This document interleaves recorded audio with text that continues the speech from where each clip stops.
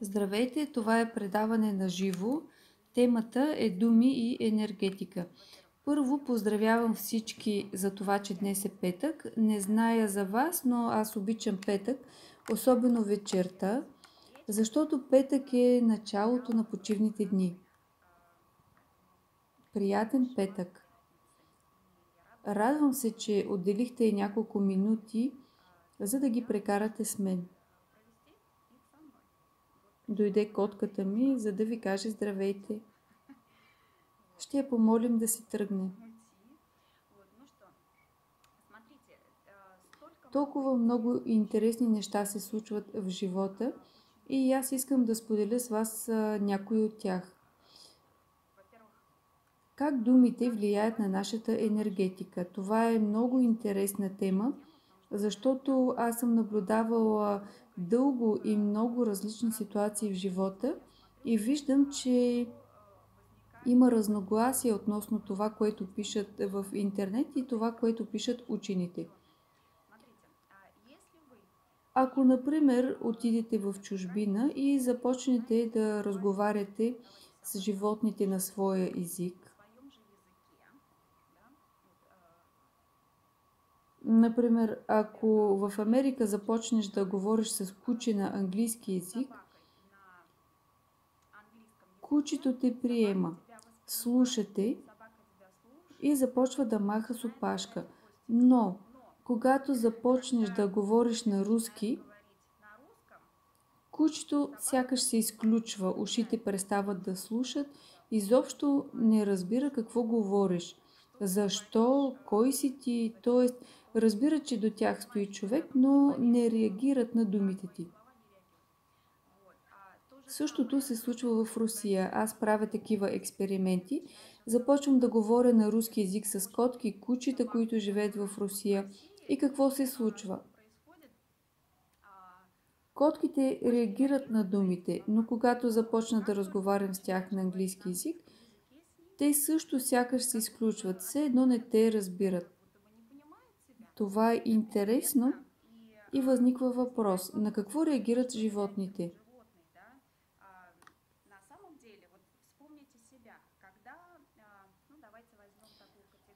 Да вземем, например, бабите.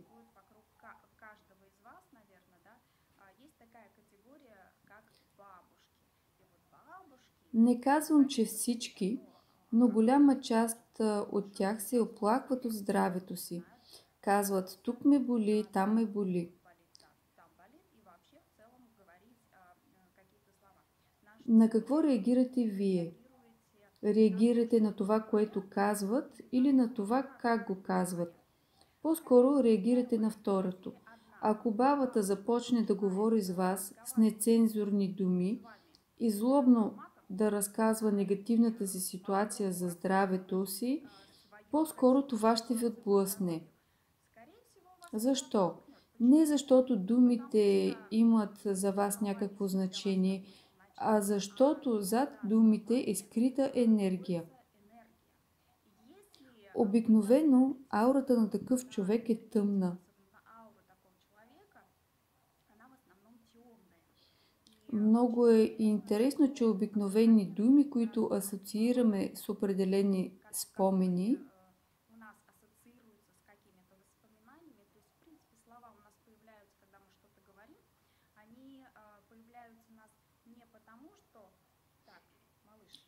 коте, пречиш ми тук. Когато изричаме определени думи, ние реагираме не на самите думи, а на енергията, която се появява след тези думи. Ние реагираме на асоциацията, която правим от спомените, които се намират в нас.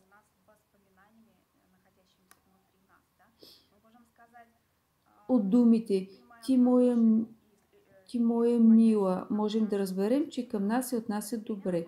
Ако ви кажат, ах ти мила моя, сето такъв негативен тон, съвсем няма да искате да ви наричат моя мила. И в двата случая реагираме на фразите.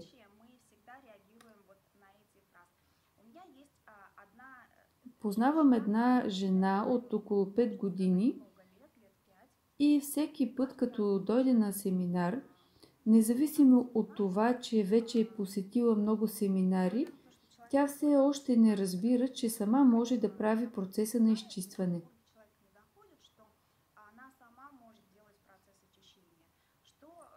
Тя всеки път идва при мен и казва: Гуля, почистете, моля ви. Но ако чуете думите й, т.е. каква е емоционалната окраска за думите, ще разберете, че тя няма никакво желание да се лекува, да поправи ситуацията.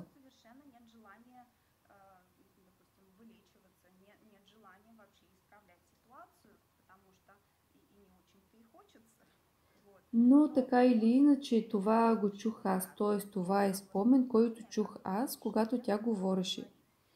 За да променя това, аз не й казвам как тя да го направи, а чистя споменът в себе си.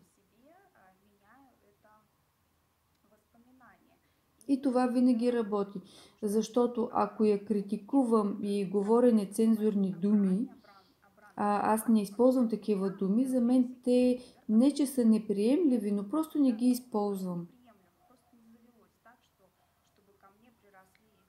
Когато бях на 9 години, се наложи да уча и да живея в санаториум с профилактична цел.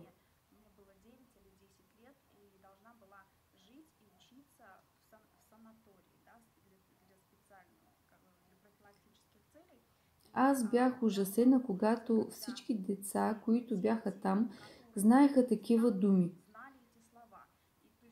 Когато отидох там, не знаех такива думи и изведнъж чух тези псувни.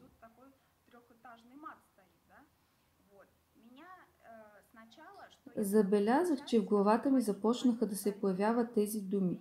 Тъй като около мен всички говорят такива неприлични думи, значи и аз трябва да знам такива думи.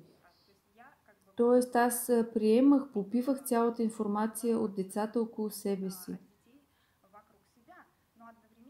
Но нямаше никакви оттенъци за тези думи, т.е. аз не осъждах това е добро, това е лошо.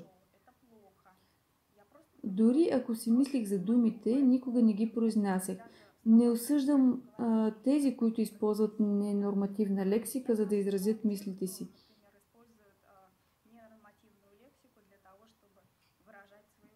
Просто други думи няма да се появят при вас, защото спомените ще ви потикват да говорите именно по този начин. Но в прегледите на фино ниво, говоря само за прегледите, които правя за познати и роднини, които познавам добре, които мога да разгледам подробно. И забелязах, че ако човек използва твърде много нецензурни думи, не е задължително да са псувни, а просто сърдити думи, които ние мислим, че е по-добре да не казваме, че са негативни, че са лоши и така нататък, аз забелязах, че думите не играят никаква роля, а има енергийни моменти, които при произнасянето им се проявява, се променя финото поле.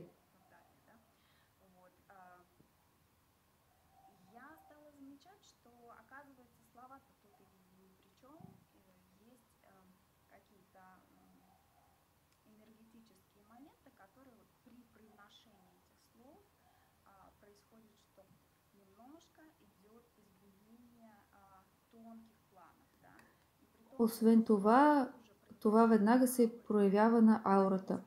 Буквално преди няколко дни правих преглед. Казах някои неща на човека и веднага видях, че той се срина. Може би това, което казах на човека не му хареса, но аз бях длъжна да го кажа, защото не мога да скрия всичко това, ако ми се показва. Енергийно е много интересно. Сега работя с програмисти, които разработиха за мен програма. Сбъдна се мечтата ми, защото сега мога да взема хората в главата си и те да видят през моите очи това, с което аз работя. И това е възможно. Това може да се направи чрез снимка и е много интересно. Може би ще направим предаване в бъдеще, за да видите всичко това. Но трябва да знаете, че псовните не са виновни. Вие реагирате на спомени, които изваждат от вас определени емоции.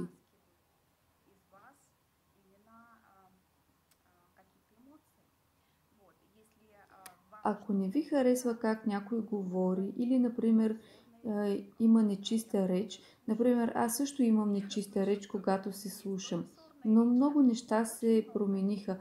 Не защото започнах да говоря по-добре, а защото чистенето ми позволи да изчистя спомени, които предизвикват в речта ми произнасянето на определени думи. Сега, сега моето раздразнение приключва с думите по дяволите. Нищо друго не мога да кажа. Аз ще правя експерименти, може би ще ви покажа, ще направя предаване, защото това е много интересно.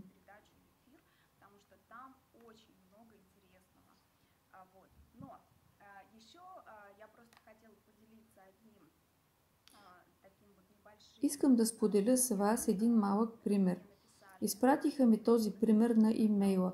Много съм благодарна на автора, че ми го изпрати, защото той е много показателен за нашата тема. Ще ви го прочета. Гуля, искам да споделя с вас нашия опит. Наскоро смених работата си. Колективът е малък и женски. Отношенията ни са добри, единствено в мен предизвикваше сложност фактът, че момичето, с което най-много се налага да работя, често използва в речта си нецензурни думи. И те са толкова много, че за мен това стана проблем. Благодарение на практиката Хо'опонопоно разбрах, че моето унихипили е извадил на повърхността тези спомени и трябва да работим с тях. Много правилно е казал авторът, защото щом това се е появило, значи той е на повърхността. И унихипили казва: мамо, виж, това е в нас. Тоест, това също са наши спомени, наши корди. Аз чистих спомените, свързани с псовните и нецензурните думи. Минаха 3 месеца. И с момичето започнаха да се случват чудеса. Лексиката на момичето се промени. Тези думи в речта й намаляха.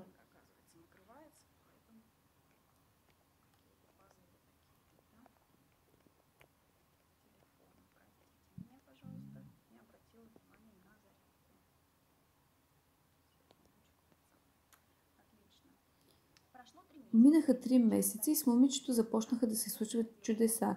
Лексиката на момичето се промени. Тези думи в речта й намаляха, но все още продължавам да чистя. Изведнъж момичето реши да се откаже от местните продукти и премина на вегетарианско хранене. Вече 2 месеца не яде местни продукти. Престана да употребява стимуланти като силно кафе, 3 чайни лъжици в часа вода. Започна да ходи пеша на работа. А разстоянието е 1 час в едната посока и 1 час в другата. Захвана се с фигурата си и със своето самообразование. Когато тя дойде при мен и ме попита каква постелка за упражнение да си купи, аз не издържах и я попитах какво се случва с нея. Нейният отговор много ме зарадва. Тя каза, че всички промени, които се случват с нея, много й харесват. Харесва и как се чувства и че се усеща по този начин. Тя сама се очудва от себе си, че има силата и усещане за радост, че всичко, което се случва с нея, е към добро. Тя няма намерение да спира. Всичко това предизвика радост в мен за нейната сила и вътрешна светлина, която сега свети в нея. Скоро ще станат 3 години от момента на чистенето ми по материалите на Морна и много се промени в мен и около мен. Няма за какво да се очудвам, това е Хо'опонопоно.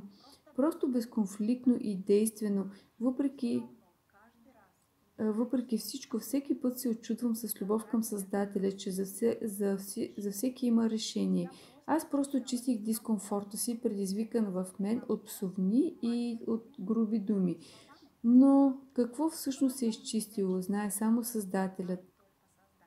Но ако това носи радост и светлина, не само на мен и на моето обкръжение, то трябва ли да спирам?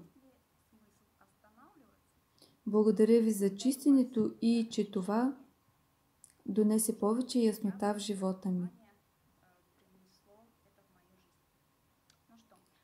Историята е прекрасна. Жената просто е поела 100% отговорност. Няма никакви чудеса. Чудесата може да са резултат, да, но в това няма нищо необикновено, защото ако използвате практиката навсякъде, винаги вие ще имате такива резултати. Може би не веднага, а незабележимо. Защото Хопонопоно работи толкова безстресово, че няма да забележите как се случват тези промени. То работи бързо и аз виждам това на снимките, чрез които правя своите експерименти.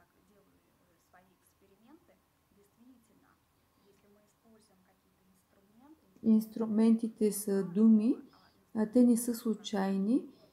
Може да се провери кои думи са инструменти, а кои не са инструменти. Това е много интересно и се вижда веднага.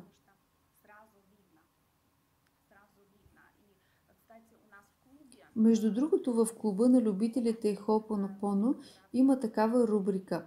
Разиграваме лотария ежемесечно в нашите клубни срещи и участниците победители печелят преглед, който се нарича "Какво се случва, когато се чистя?"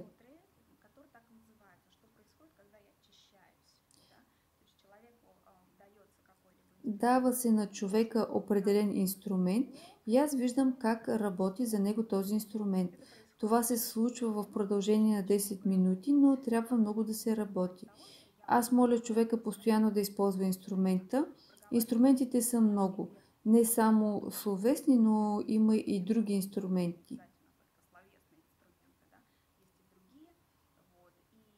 По този начин се провежда прегледа.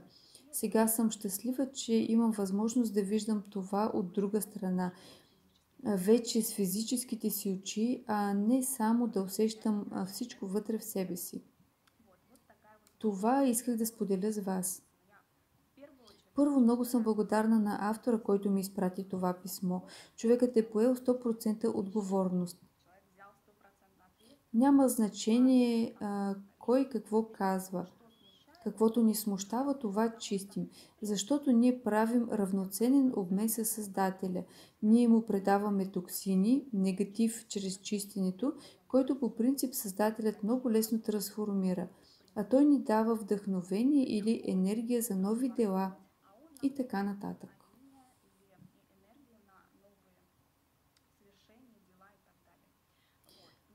Много ви благодаря, че участвахте в предаването. Надявам се, че всичко това ще ви бъде полезно и може би това видео ще вдъхнови някой да продължи да се чисти.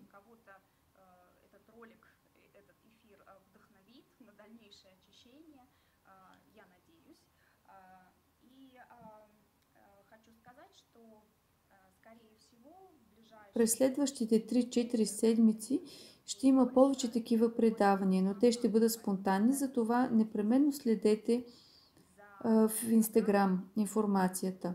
Ще се срещнем в други предавания с други теми. Следващата тема ще бъде страхове и паникатаки, защото имам няколко имейла от хора, които ми задават този въпрос. Приятни почивни дни! Довиждане!